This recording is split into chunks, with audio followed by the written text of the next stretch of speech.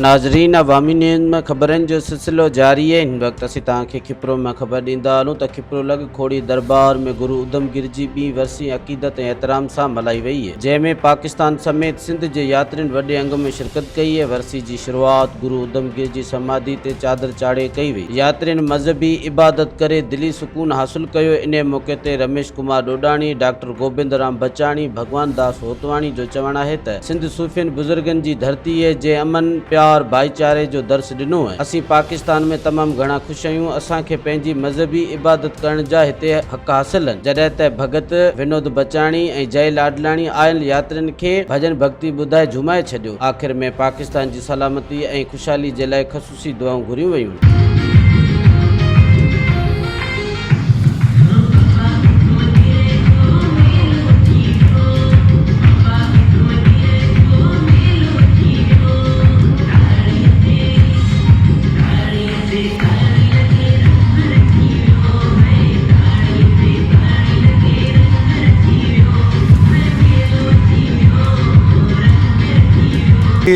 तमाम बेस्ट जंगल में मंगल ऐं इन्हनि तमाम कंट्रीब्यूशन जेके हिन जा मुरीद आहिनि ॿिया बि आहिनि पंचायत कपरे वारनि जी जेका आहे न तमामु वॾे पैमाने ते बेस्ट ऐं हिन राति जे टाइम बि हिते तमामु सुठे नमूने सेलिब्रेट पिया कनि ऐं इहे ज़रूरी आहिनि शयूं। इहे असांजे धर्म में, असांजे हिंदू धर्म में ही शयूं थियणु तमामु ज़रूरी आहिनि ऐं असांखे तमामु वॾी ख़ुशी थी आहे। मां पाण पोएं साल थी हुई सेकेंड आहे, मां पाण हींअर आयो आहियां। असांखे त तमामु घणी ख़ुशी थी आहे। तमामु सुठे ज़बरदस्त तरीक़े सां सेलिब्रेट पिया कनि। जी जेका ॿीं वरसी आहे तमामु ॾिठो असां SOP ते मल्हायूं पिया। असां हिकु लिमिटेशन प्रोग्राम रखियो आहे ऐं त जेको आहे साईं जी वरसी आहे पहिरीं दफ़े जो पहिरीं वरसी बि तॾहिं बि कोरोना असां कोन ते मल्हाई, छो त कोरोना जे करे असां पोस्टपोन कई, पर हींअर बि SOP ते मल्हायूं पिया। बसि मुर्शिद आहिनि पाण करण वारा आहिनि, असांजी का बि ताक़त कोन्हे, जेको कनि पिया उहे कनि पिया, असीं उनजो ज़रियो आहियूं। हिकु श्रद्धा सां मल्हायूं पिया। असीं जेके बि हिते आया आहियूं पाकिस्तान जी ख़ुशहाली ऐं उनजी सलामती लाइ दुआगो आहियूं त हीउ मुल्क वधे, आबाद थिए, ख़ुशहाल थिए ऐं सलामती हुजे सभिनी जे मथां। ओधम गिर जी इन ॿी वरसी ते गुरु जा जेके शेवक, खोड़ी दरबार जा जेके बि शेवक ऐं पांदीड़ा जेके सभु आया आहिनि, सभु गॾु थिया आहिनि, ॾाढे सुठे नमूने सां मिलाए रहिया आहिनि ऐं असां हिते आरतियूं प्रार्थनाऊं कयूं जंहिंमें मुल्क जी सलामती ऐं मुल्क में हिन वक़्तु जेको कोरोना जी मूज़ी मर्ज़ आहे उन जे हितां ख़तमु थियण जी प्रार्थनाऊं कयूं आहिनि ऐं मालिक असांखे इहा हिमत ॾे, ताक़त ॾे त असीं मुल्क जी सोच रखूं ऐं मुल्क खे सही सलामत हुजे त असीं आहियूं, मुल्क जी मैशियत वधे ऐं गुरु जी हिन वरसी ते असीं नची कुॾी खाई पी संदे घर ख़ैर ख़ैरियत सां वञूं। शहीद गुरु ओधम गिर साहिब जी ॿी वरसी आहे जेको खोड़ी दरबार में पहिरियों दफ़ो धाम धूम सां मल्हाई पई वञे ऐं असां उनखे ॾाढी सिक ऐं प्रेम सां मल्हाए रहिया आहियूं। श्रद्धा सां सभिनि माण्हुनि जो अॼु समुंड उथलियो पियो आहे तव्हांजे साम्हूं आहे। असां अॼु हिते प्रार्थना करे, आरतियूं करे ऐं पाकिस्तान जी सलामती ऐं ख़ुशहाली लाइ दुआऊं कयूं आहिनि। कोरोना जे मोबे मर्ज़ लाइ दुआ करे था हिन मुल्क तां गुरु ईंदा कढे। ओधम गिर जी ॿी वरसी वॾी धामधूम सां प्रेम सां मल्हायूं पिया। हिन में असांजा ॾाढा साईं कृष्ण गिर, साईं ओधम गिर, साईं कपिल गिर साहिब जेके असांखे दर्शन ॾींदा ऐं असां ते मुल्क जी सलामती लाइ दुआ बि कई आहे। महिरबानी, पाकिस्तान ज़िंदाबाद। गिर साहिब जंहिंजी सालियानी ॿी वरसी आहे, उन मौक़े ते केतिरनि ई शहर मां संगत जुड़ी आहे ऐं पूजा पाठ बि कईसीं।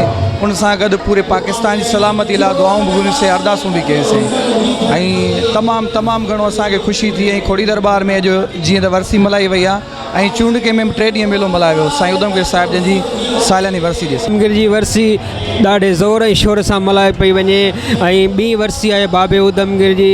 असीं सॼी संगत खे, सॼी खिपरे पंचायत खे, चूंडको पंचायत खे तमामु घणियूं वाधायूं ॾियूं था। ॾाढे ओधम गिर साहिब जो ॾियारो जोश ऐं जज़्बे सां मल्हायो वियो आहे ऐं सॼे पाकिस्तान लाइ दुआऊं घुरूं था। सदाईं ख़ुशि हुजो। हर हर महादेव की जय, जय ॾाढे की। साईं उधम गिर जी जेका वरसी ॿी मल्हाई पई वञे, हिन जे शेवकनि जी हिकिड़ी कावश आहे ऐं वॾे में वॾी जेका ॻाल्हि आहे की साईं जा जेके शिष्य आहिनि न, उन्हनि जो आहे असुलु अक़ीदो। उधम गिर जी शख़्सियत जेका हुई उहा बाक़ाइदे फ़क़ीर शख़्सियत हुई ऐं उनजो हक़ु आहे त इन्हनि जा अहिड़ा मेला, अहिड़े वरसियूं मल्हायूं वञनि। उहो तॾहिं थींदियूं जॾहिं उनजे शिष्यनि जो, जॾहिं उनजे चेलनि जो अॾो अक़ीदो हुजे ऐं हुननि बाक़ाइदे पातो आहे ऐं हुननि मेलो मल्हायो आहे। तमामु सुठो थियो आहे। इन वञा काफ़ी हुननि सत्संग जो प्रोग्राम जेको रखियो आहे उन हवाले सां माण्हुनि में काफ़ी धार्मिक अवेयरनेस बि ईंदी ऐं अवेयरनेस जॾहिं ईंदी त वरी गुरु जो अक़ीदो वधीक वधंदो।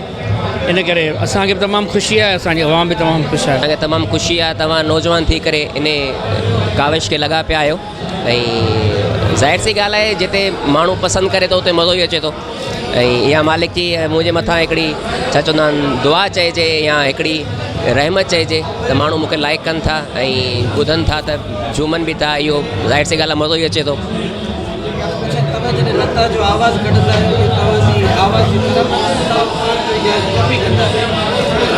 मां लता जी कॉपी कोन कंदो आहियां मां जस्ट हिकिड़ी कोशिशि कई फीमेल वॉइस में ॻाइण जी त कोशिशि कई त उहा हिकिड़ी छो त सभिनी खे वणणु लॻो त बसि हिकिड़ी कोशिशि कंदा आहियूं न को लता जहिड़ा आहियूं न थी सघंदासीं